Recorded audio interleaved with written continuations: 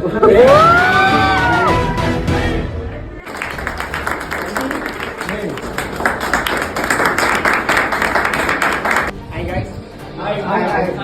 పేరు తిలక్, మరి ఆంధ్రప్రదేశ్ చిత్తూరు డిస్ట్రిక్ట్ నుంచి వచ్చాను.